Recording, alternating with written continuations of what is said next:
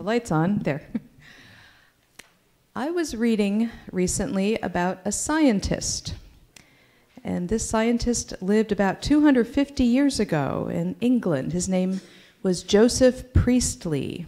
Has anybody encountered the name Joseph Priestley in their chemistry studies? He did a lot of pretty clever things. I guess he's best known for the discovery of oxygen. He didn't call it oxygen at the time, but he's the one that figured out what it was and why it was important. And he started out not as a scientist, but he was actually a pastor. And he got interested in science when he met Benjamin Franklin, who had traveled to England.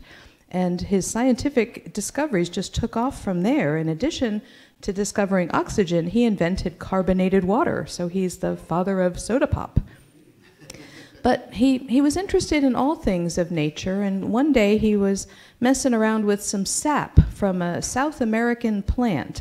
And it was kind of gummy and interesting, and he discovered that if you rolled it in a ball and kind of let it dry out, it was perfect for erasing pencil marks. And he called it rubber because you could rub out all your mistakes. So this was meant as a great invention, the rubber eraser. Now why would we want to erase something? Why would we need an eraser?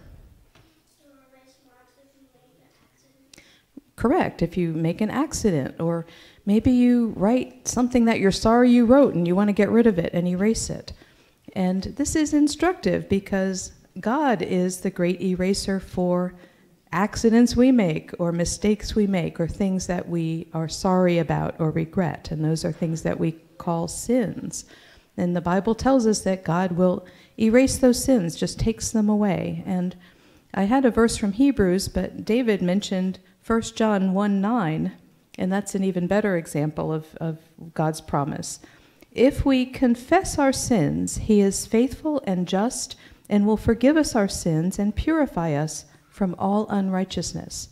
He purifies, he erases. It's like it never happened. It's just a wonderful promise. But notice it starts out that we have to confess our sins. We have to realize that we've made that accident, that we've made that mistake, that we're sorry about it. Once we come to that realization, God makes it go away and we don't have to fret or worry about it ever again.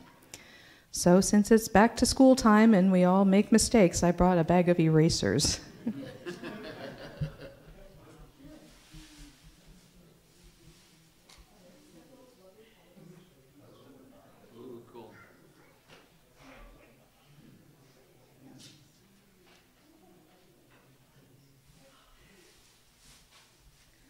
So now you can think of Joseph Priestley whenever you make a mistake.